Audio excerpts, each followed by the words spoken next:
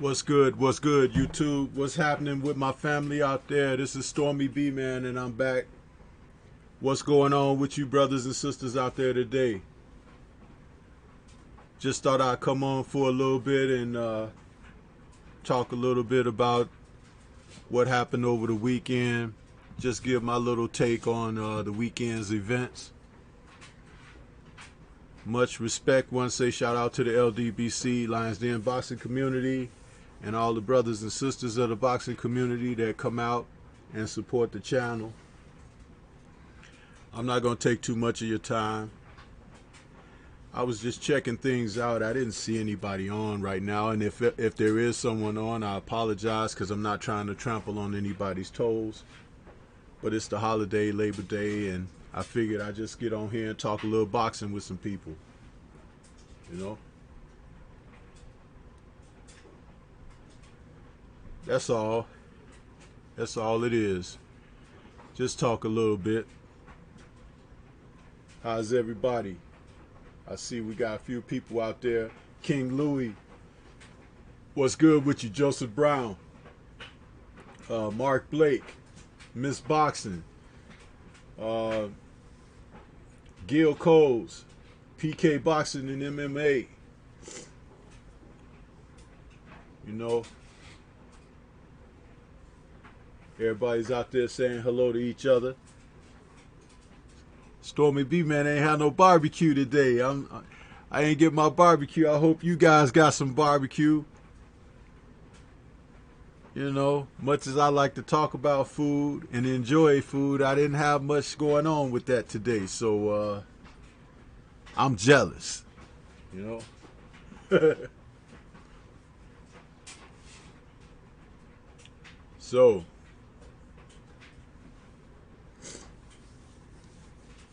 yeah, we got a little recap gonna do on this weekend's fights. I'm not really gonna talk about the Lara fight, man. That was, oh my goodness. Has there ever been such a sham of a event put on, or sham, I should say? Man. And Larry think he did something? Oh man, that's crazy.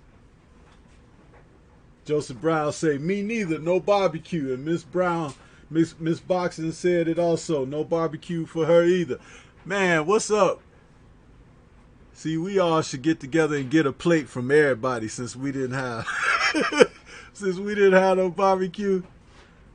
Miss Boxing and Joseph Brown, we ought to get our plates together and go around to everybody's crib and pile on. You know what I mean? Gil Cole said he had some barbecue and it wasn't no crow. Yeah. There'll be plenty of time for crow for you, Gil Coles. You know it. You know it. As much as you like crow. Run around here talking about it wasn't no crow. You know you like your crow, Gil Coles. and ponytails and flutes. So yeah, it is what it is.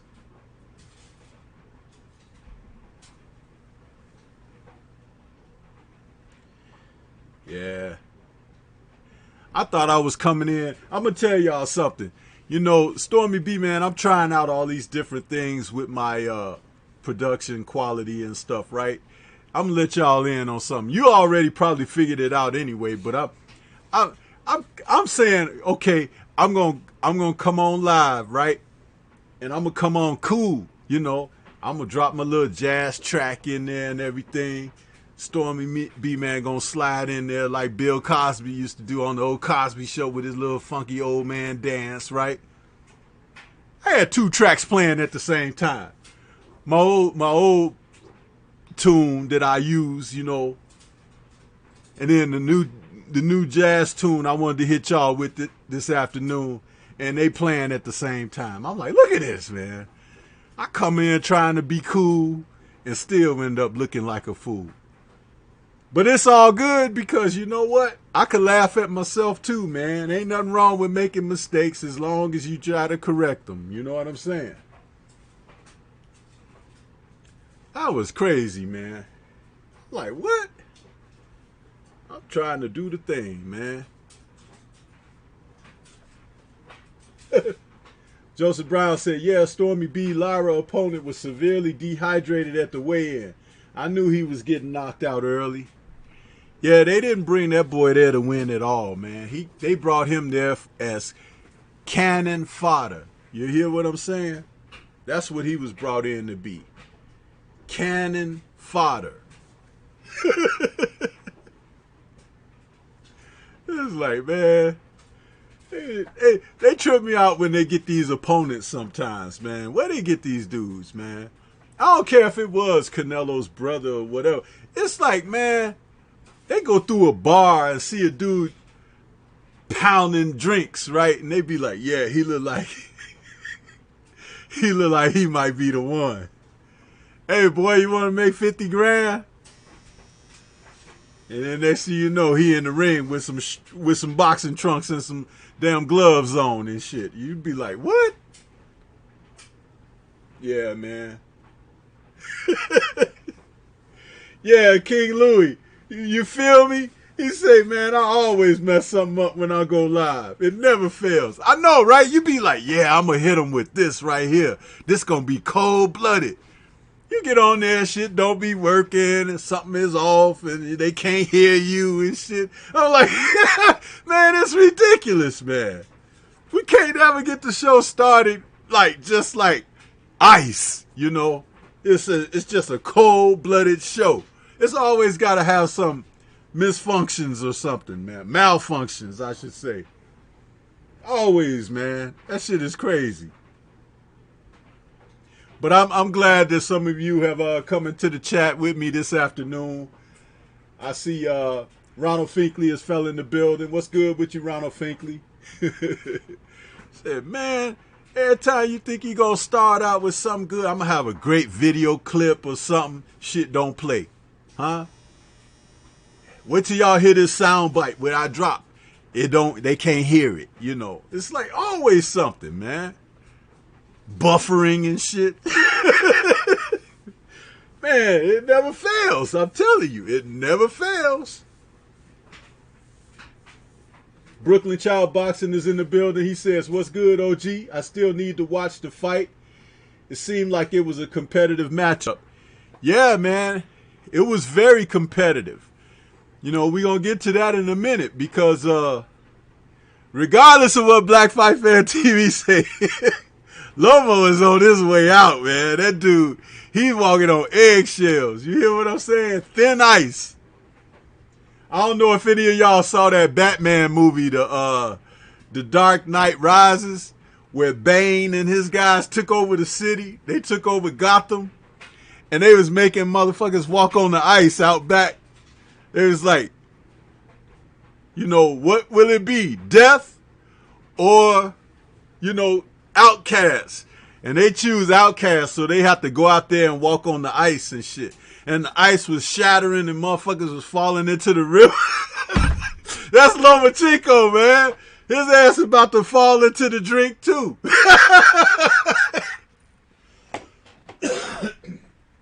Yeah, we gonna talk about him. You know what I'm saying?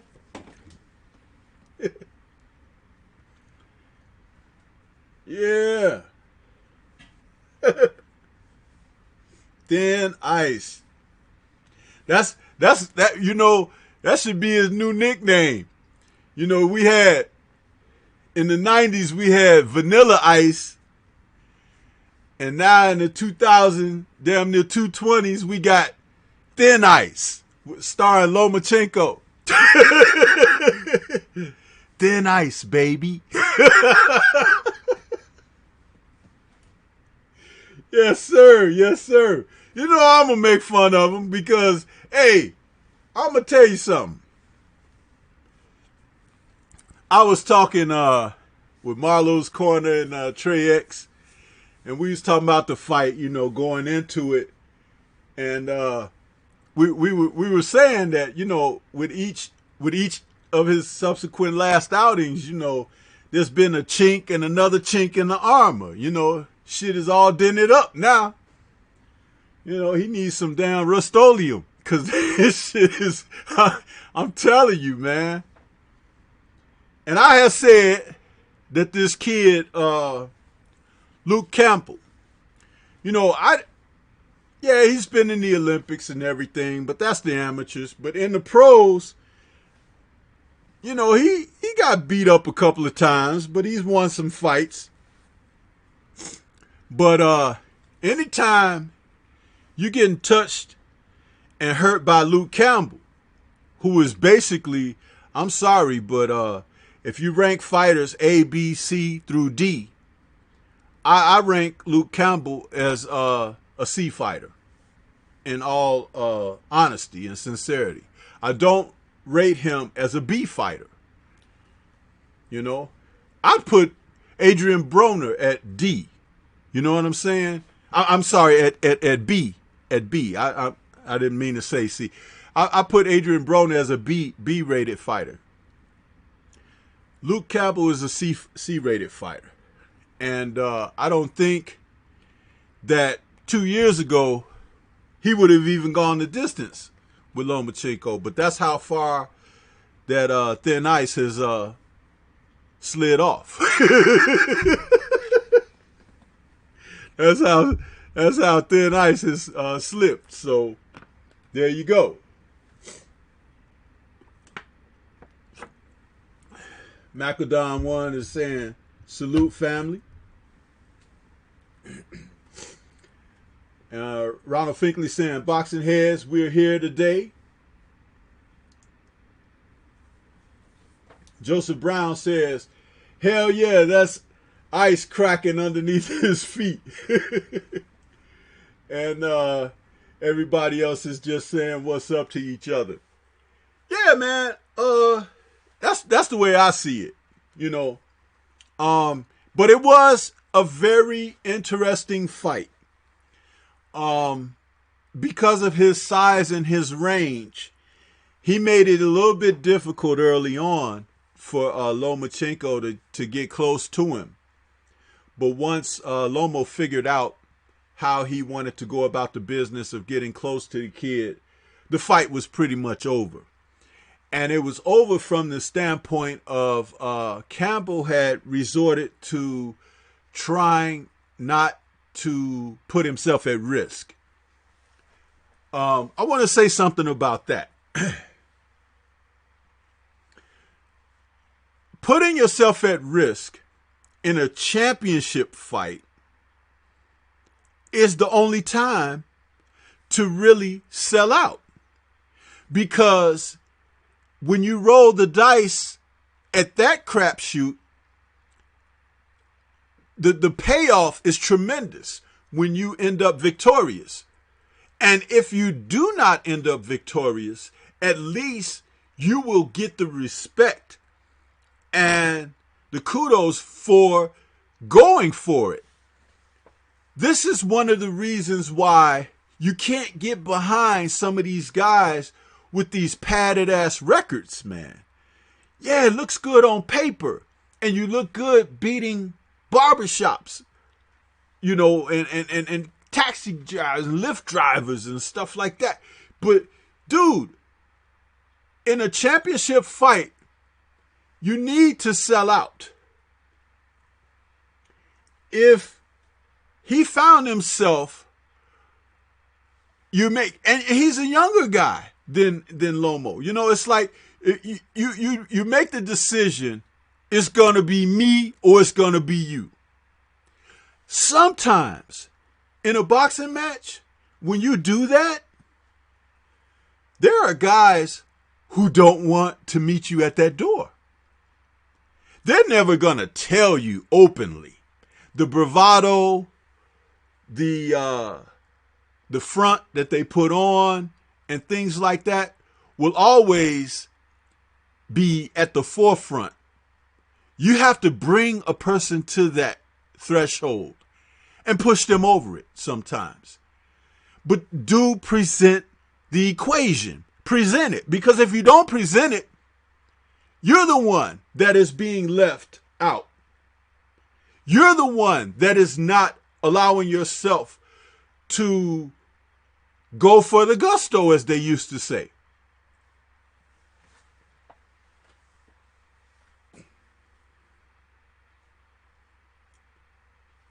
Lost Dawkins Punch Out TV is in the building. He says, "What's good, B-Man? Just listening because I'm driving, but just wanted to say what's good, bro." Hey, much respect to you, Lost D, man. Thank you, man, for stopping by. And I look forward to getting together with you again very soon, brother. Matter of fact, Lost, send me a email. Just say hello in the email at stormybman@gmail.com, and I'll respond to you, and I want to send you a message, okay? All right. Macadon 1 says, Loma waiting too long to turn pro, in my opinion. Ronald Finkley says, the hype about to witness real greatness.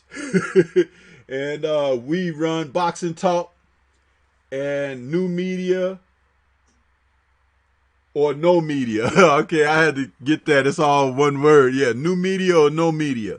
Much respect to Ronald Finkley. Yeah, man. As I was watching the fight, Campbell, he was doing some things that were okay, but he didn't seem to have that next gear, where you step it up. It's been stated by people who have talked about the fight already that, Loma had, he suffered a couple of shots in there that shook him, hurt him a little bit and things like that. But what we didn't see was Campbell stepping up to that next gear to turn the heat up, and then I do believe the pressure of the event began to sap some of his energy, because that's another thing that people never factor in, is like when a guy is in a big fight for the first time. And this was a big fight for Campbell. Anytime you're going up against one of the guys in the sport that they're promoting, and his name is one of the larger names in the sport, as a person challenging that fighter, you will be fighting from a deficit, because unless you've been in big fights before, you're going to feel the anxieties. They will be there. They will be present. Whether it's you're concentrating and focusing on him, trying not to allow him to knock you out, whether it's like you're focusing too hard on trying to keep the crowd out of things, or keep focusing on your game plan. And, when you get hit a shot and the crowd screams, and did that shot really hurt me? You're questioning yourself and this, that, and your third. Those are the type of things that can affect a fighter, and they sap your energy. They sap that as Trey X likes to say, you know, you need snaps on the petrol. So it is something that affects fighters that are not used to fighting on that huge level. And it's not about fighting in front of 90,000 people, because 90,000 people could be all your people from your hometown and your city and your country and all of that. Yeah, that's fine. But when you're fighting world class, when you're fighting on that world class stage, then it presents itself as another picture. And then it becomes something that begins to work on your psyche if you do not have that experience. Joseph Brown says, Lost D, salute homie. I enjoyed that Gerald McClellan tribute. He was my favorite fighter as well. I love his ferociousness and temperament as a fighter. Excellent boxer, tremendous puncher. I second that, Joseph Brown. And shout out to Lost D for that effort in putting in that tribute to Gerald McClellan, because it was excellent. I saw it myself, and man, you did the brother justice. I appreciate your work and your efforts, bro. And let's see, we got Lost D is saying salute to Joseph Brown, thanks, glad you liked it. Iceberg Nerd is in the building, says salute. Gil Cole says, Joseph Brown, yeah, that video Laws made was awesome. Laws says, I got you beat, man. Okay, yeah, just drop me a hello there and I'll send you a message. Macadon 1 says, right, it's levels to this boxing shit. And he's shouting out to King Louie and Miss Boxing. And Gil Coles is saying salute to Laws. Yeah, man. When fighters are going into big matches, like this one with Campbell, one of the reasons why they have to be in pristine shape, you know, the conditioning has to be at their apex, at the best, because the event can take so much out of you. At least, you know, a good 15, 20% out of you, if you haven't been in that before. Everything else is the match. So if you're conditioned properly, you'll get your chance to get that second win. You get that chance to be able to focus when the going gets really tough in the heat of the battle. But if you notice, this fight particularly resembled the Kovalev Yard fight and how it went. The exception being that Yard was knocked out and Campbell was not. And I think that Campbell not being knocked out wasn't so much about what he did to keep himself safe. I believe that it became more of that slippage, that thin ice is starting to show. A couple years ago, he may have gotten Campbell out of there in 7 or 8 rounds, maybe sooner. But now he's leveling out. So Campbell, even when he suffered the knockdown, you could see he was kind of like talking to himself, making on-the-spot decisions. Did he want to continue? Is this too tough for him? You know, things like that. I could read that in his body language. I could read it in his eyes. And I never felt like he was a quitter by any means. But I did feel like he was at a deficit in his confidence. He knew that he didn't have everything that he really needed to persevere in this fight to come out victorious. But as I had said going into the fight, he's a game guy.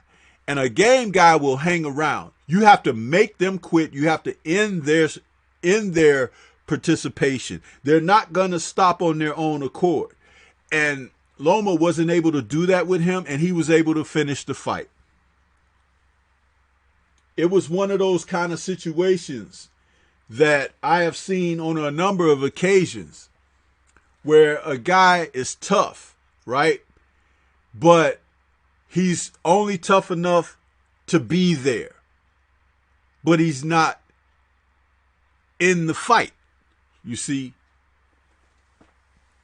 Where Campbell was in the fight in this particular situation, he was in the fight early when Loma was trying to fill him out, trying to get an understanding of what he brought, trying to see how dangerous it might be if he got in close to the guy and things like that. It was a pretty clean match, not a lot of roughhousing or anything like that. So he was able to get his skills in on Campbell. One of the things I noticed about Loma too is that he throws very snapping shots, straight shots.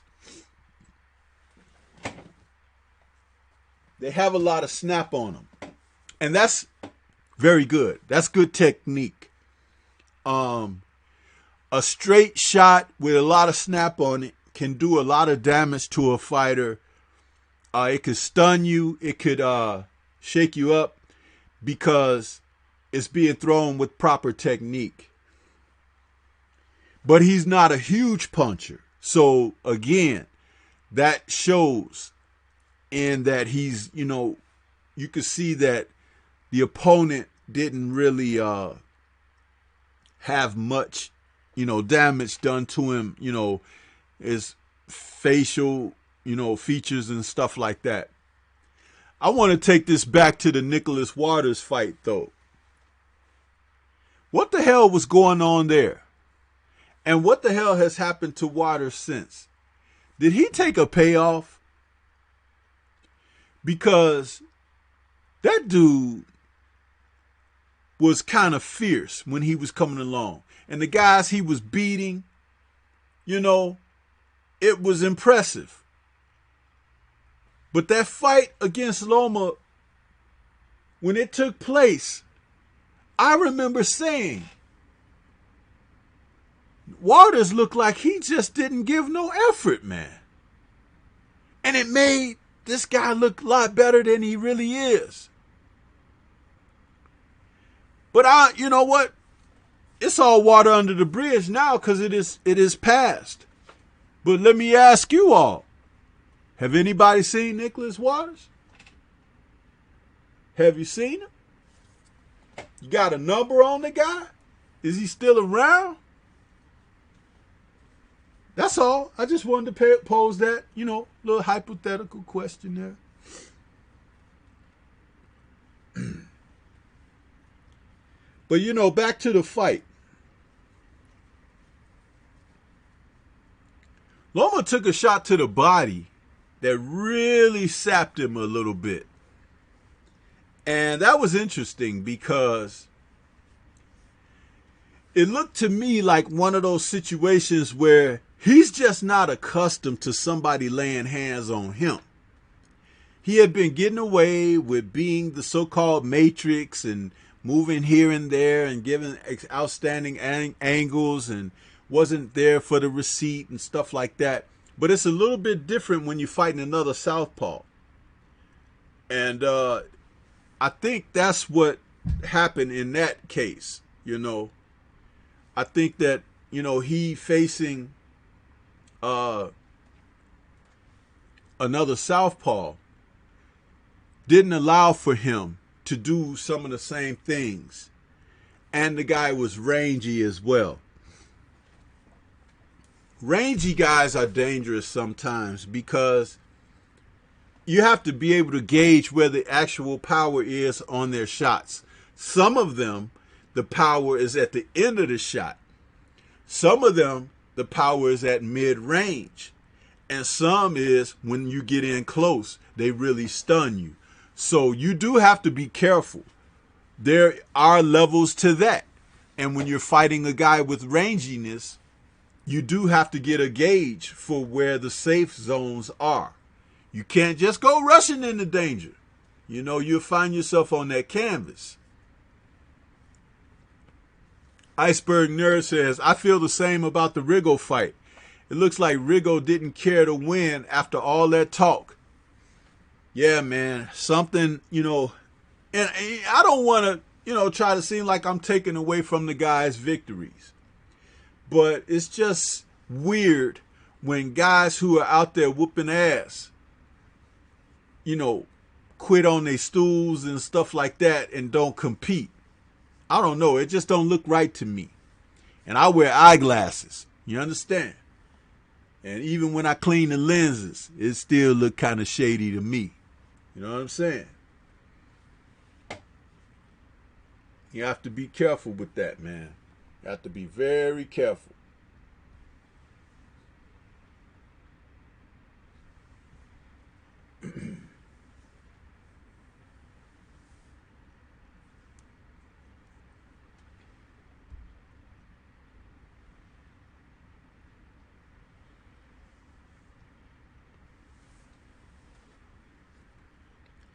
So as we recap what happened there, when Loma was able to get that body shot in on him, because he's a very good body puncher, you know. It was one of those situations where Campbell was caught, but he's been caught to the body before, so it was no surprise that it was effective. But what was a bit of a surprise was his response after going down. He got back up to continue,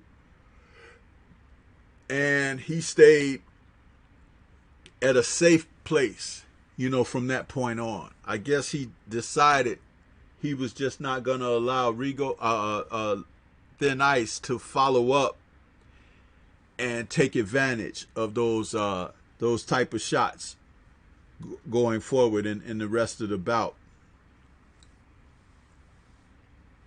Now, when you talk about what's next for him in the future, you know, with guys out there, you know, like Teofimo and Haney, and now Tank has announced that he's moving up to the weight class and stuff like that.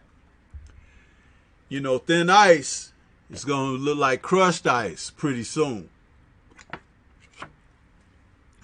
And I think the guy that gets the first, you know, gets the first lick is going to be the one that get him. It don't matter which one, but either of them, you know. I think Teofimo needs a fight or two to get that confidence back, you know, from where the Japanese fighter took a lot of that luster away from him. Again, another tall, rangy fighter that Teofimo didn't fight very well against, you know. It's one of those situations where it's like you have to be a complete fighter, man, because all of the forecast of a match is not going to be laid in your favor. There may be advantages you have, but there may be a shitload of disadvantages. But you have to be able to find a way to work through that and persevere. You know, a lot of fighters are limited nowadays, and they like to fight within their comfort. And sometimes when you're fighting within your comfort, what happens is you're just in a position to be strong, you know, to be, you know, to look good. But when you're fighting in those situations and circumstances where you have to pull it out, where you have to, you know, make some adjustments, that's when we find out what you're really working with.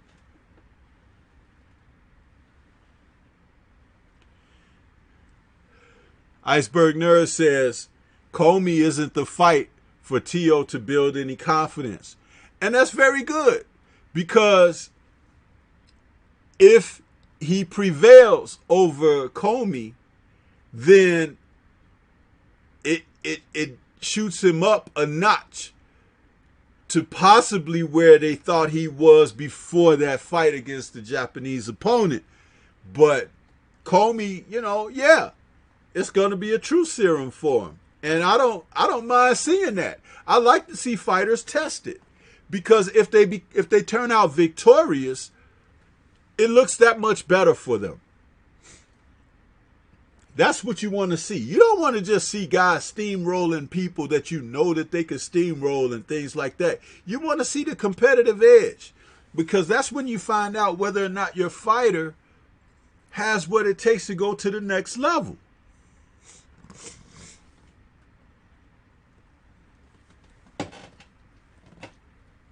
Joseph Brown says, what do you think about Tank moving up?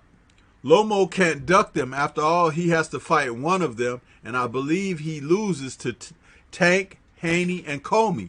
Probably better off choosing the money fight, which is Tank.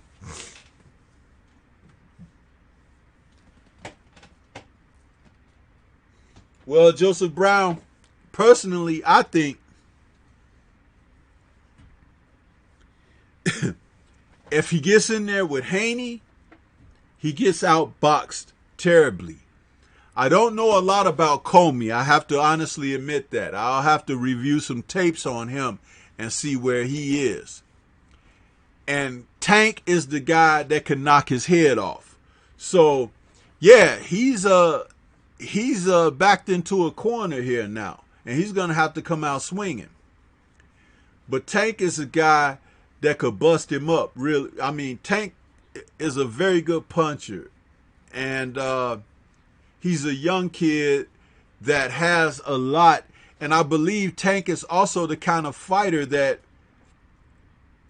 he has to be tested by someone with experience like a Loma or whatever, because you won't know how good he actually is until he gets into that situation. Haney, you could tell he's a diamond.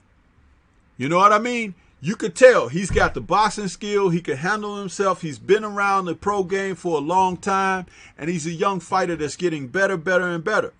But when you look at Tank, Tank is like a special fighter, and when he's matched against certain type of opposition, it's going to take someone with a certain amount of skill sets and everything to bring out the best in him.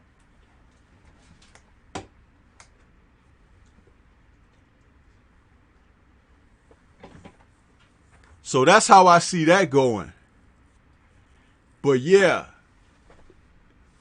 I don't know which fighter he'd make the most money against. Possibly Tank, but it's hard to say.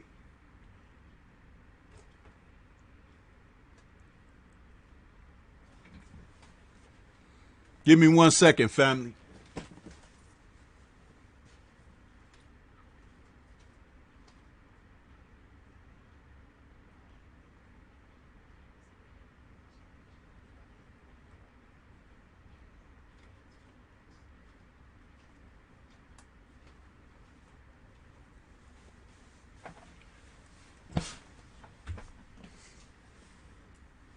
Okay, I'm back here.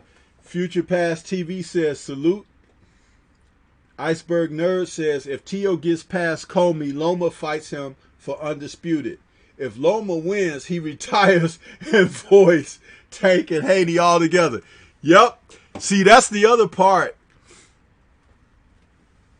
That's the other part. Iceberg Nerd is right on top of it, because I think that that's Loma's plan the whole while. He wants to try to get that undisputed and then slip out the back door. That's why we need upsets and turns of the table to change the road and the path, because he needs to get in there and fight these other fighters. He's fighting guys that he's able to, still prevail against and not really be seriously challenged. So thin ice, we want to see him melt out there. Boxing Conversations with Reggie Owens is in the house. He says, salute my brothers and sisters. What's going on with you, Reggie Owens? How you doing, brother?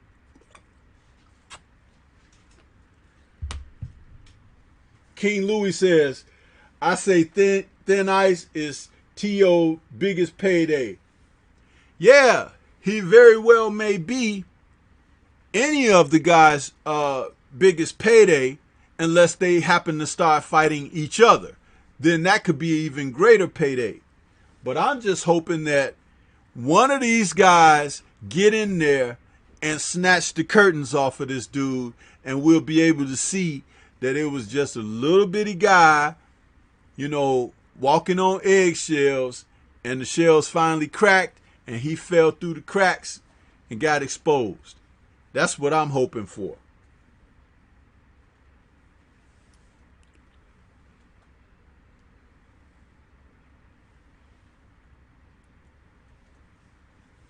As far as Luke Campbell, if Luke Campbell was smart, he'd go out there and try to make a fight with one of those other champs too, one of those other guys, because how he fares against them could make him look even better. You know, he's a young guy, so get in there and fight. Stop, you know, trying to be protected and stay over there in the UK and look good. Come on over here and fight some of these other good, young, strong lions. You'll get that respect. And you'll get that payday. That's what he needs to do.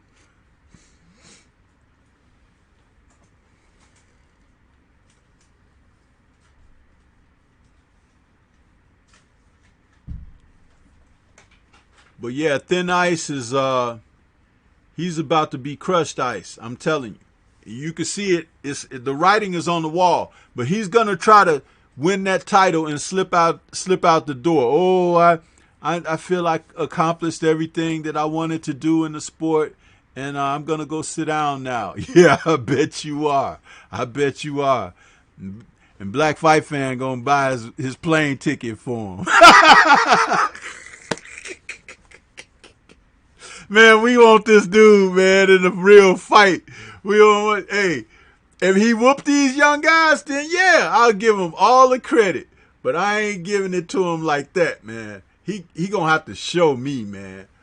You know, I got an old song by Glenn Jones that say, "Show me." You know, that's what he got to show me. I ain't just gonna hand it to him. You understand?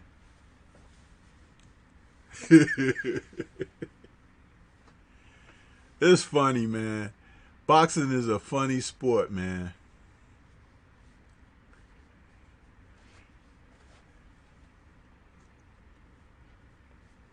Wookie Wook is in there. He says, salute, bros. What's going on, Wookie Wook?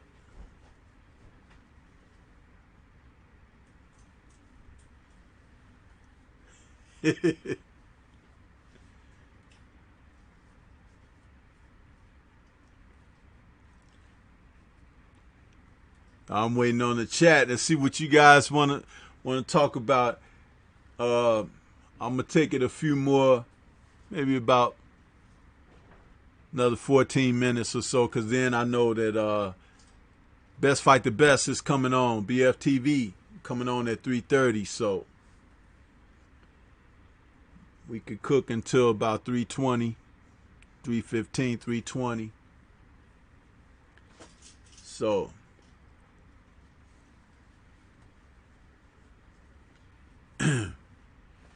but yeah, this TO fight, I would like to find out a little more about Comey, because I haven't been following the kid. But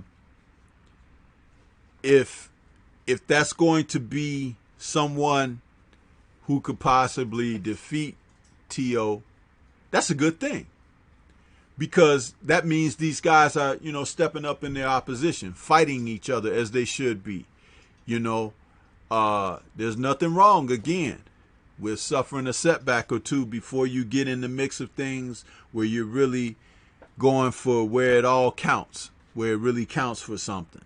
So step up fights don't mean that it's for all the marbles. It just means that you're facing a test, you know. And these guys haven't faced many tests, and they need that in their careers to help them and to show us.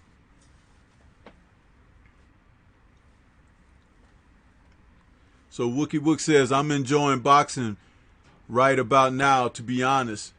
No much is going on. Not much is going on, but the little bit we got is good. Good stuff. Joseph Brown says, watch the Comey versus Beltran fight. Okay, Joseph Brown, I'll look into that. Possibly even after I finish the stream, I'll, go and check that out. King Louis says, what you feel about Tevin playing himself? Hey, man, I think 78 said it the best, man. It's like these guys, you try to tell them, they want to listen to the devil, and not listen to logic and what's best for them. How in the world was he going to make 2 million or whatever that was, that figure that they threw at him, that fighting Tank or whatever?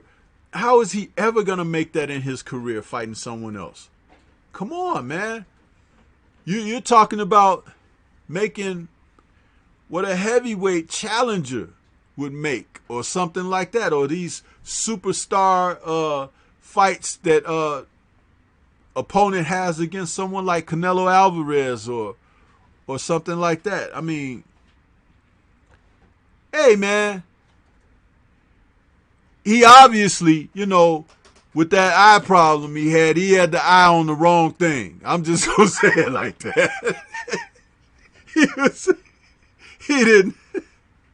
He played himself big time. And hey, I don't feel sorry for him because he's comfortable being a goofball. You got a couple of guys that did the same thing now in the past couple of years. AJ, rejecting that $50 million offer from Deontay Wilder, and now Farmer rejecting that $1 million+ offer. Hey, he ain't gonna make that anywhere else. It could have put him in a great position. A great position. I mean, seriously, where is he gonna find that money at? And if he lose, he lose. But guess what? He paid. Foolishness, man. Foolishness. I don't know, man. I don't know.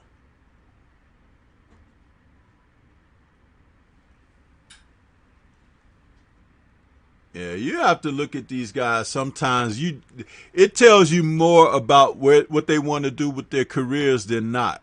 They really don't want to fight, man.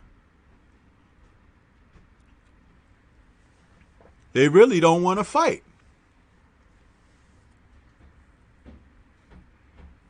'92 AKU. Yo, Gary Russell Jr. attest. 92 AKU, I've never seen you before, man. What you talking about? Mods, who is this guy, 92 AKU? Let me know who he is. Let me know, is this somebody on the sneak out here? Future Past TV says, when the dust settles, it will be Loma, Haney, Shakur, Little B-Hop, and Tank beating Loma's ass and going to 140 versus Regis. I'm not even looking at fighters going up to other weight classes. I've been saying this recently in some of my streams and also conversations. Clear out your divisions, okay? Take the real test and challenge. And don't just go for the belts to unify. Clear out those guys from 1 to 10, okay? And then start picking off the other champions who got belts. Then, if you think you want to move up or something, do so. But clean out the division. That means that you have whooped everybody's ass that was out there, that had something to say, that had a stake, that had some kind of claim to make. You polished them off. Once you do that, people respect you. They can't help but respect you because you've put yourself in a position to be better than the other. You understand? This ain't a weight challenge. You have to go out there and fight, man. don't forget, when you go up to other weight classes, it's guys who's been there.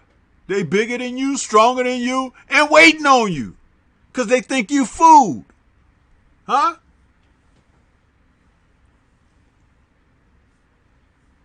King Louis is laughing. Wookie Wook says, it ain't Tevin's fault, bruh. He didn't see it coming. He sure didn't. He had his eye on the wrong prize, bro. You can't see me, as Tupac would say. Iceberg Nerd says, Tevin eyes can't even agree on which way to look. You know he has no clue on who to listen to. King Louis says, Tevin didn't keep his eye on the prize. King Louis said, I slapped him last night. Hey, you talking about that guy, King Louis? Well, y'all know what to do then. Handle your business, man. Handle your business. That 92 AKU, who is that dude? I ain't never seen him before. And I've been on other people's channels and ain't never seen him before. So y'all know what to do. Handle the business, man. As Best Fight the Best says, eat. Eat. Enjoy yourselves.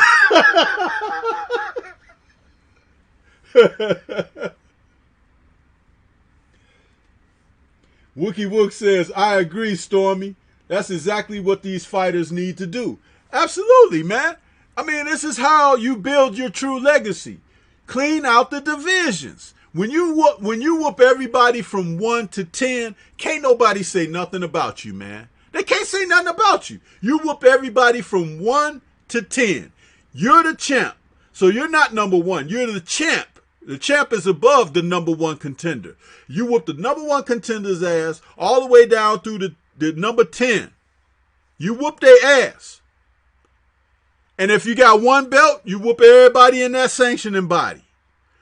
If you got unified belts, you whoop the number 1 contenders under each belt, and then somebody else between 1 and 5. You whoop them guys.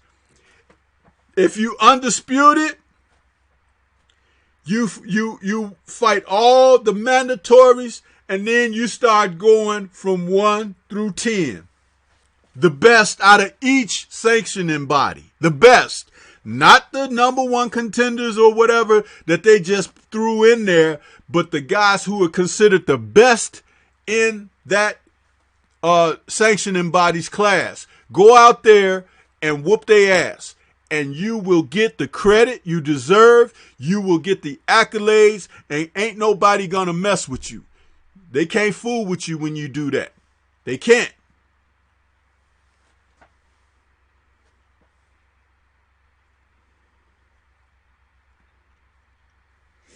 Boxing Conversations with Reggie Owens says, I'm familiar with 92 AKU. I see him on D-Styles channel. He's cool.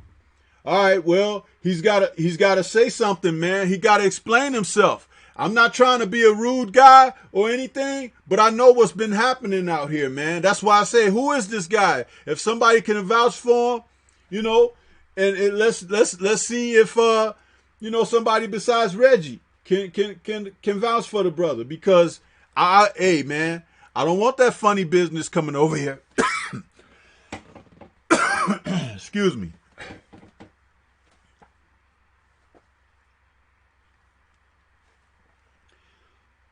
So Joseph Brown says, facts. They want all the glory without putting in the work. Yep, that's it right there. All the glory without putting in the work. Boxing Conversation with Reggie Owens is laughing. Christopher Journay comes in. He says, salute Stormybman. Salute Christopher Journay. What's happening with you, bro? Appreciate you.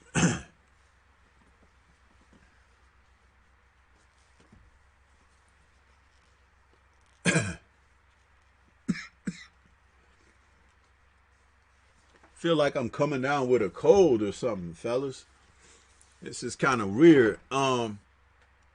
Yeah, I just I would like to see these guys clear out their divisions. That would mean so much.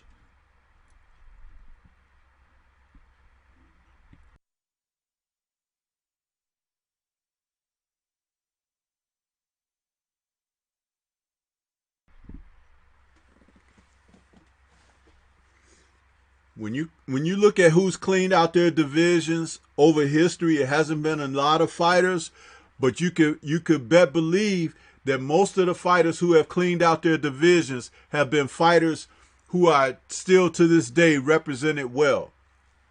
They are represented very well. You have to fight the best.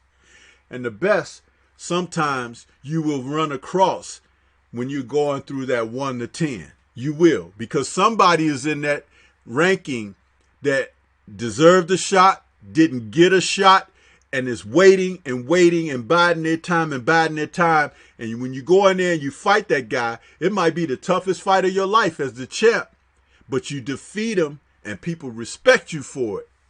That's what you need to be looking at. Iceberg Nerd says, that's why I don't put a lot of stock in Crawford being undisputed. He collected the belts, then dropped them. Play King of the Hill. Yeah, you could collect the belts, drop them, and still stay in your division and start just whooping everybody's ass again. Like I said, it's like, and where are the rematches today for guys who lose? When a guy loses now, he run his ass up to another division. I mean, come on, man. I want that guy back. You know what? He whooped me, but I think I can still get him. That's the way it's supposed to be. This is fighting, boxing.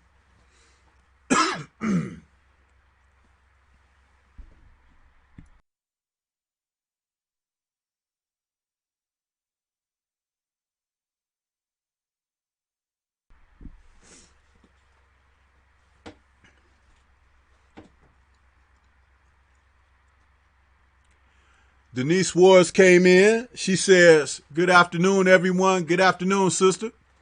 Canvas Bed is in there. He says, salute, Stormy. I enjoyed that OG talk on Lost Chat the other night. Hey, much respect to you, Canvas Bed, man. Appreciate that.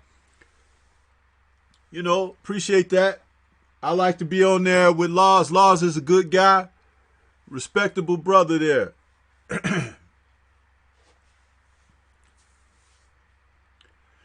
Iceberg Nerd says, right now he'd be fighting Prograis or Taylor instead of Mean Machine.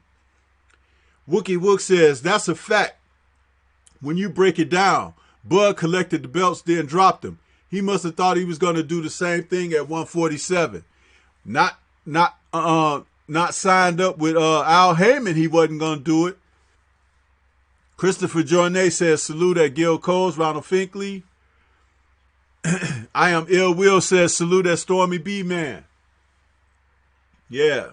So,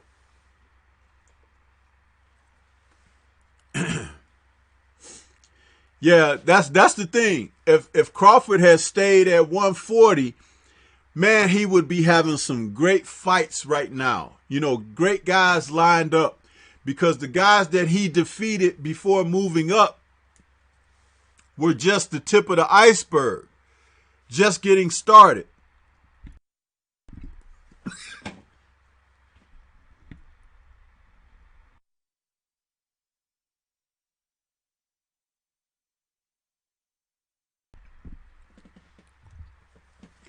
Sorry, family. Stormybman catching a cold or something.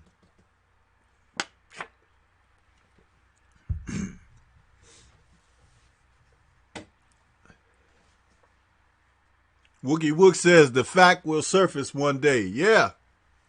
Absolutely, man. Absolutely. But yeah.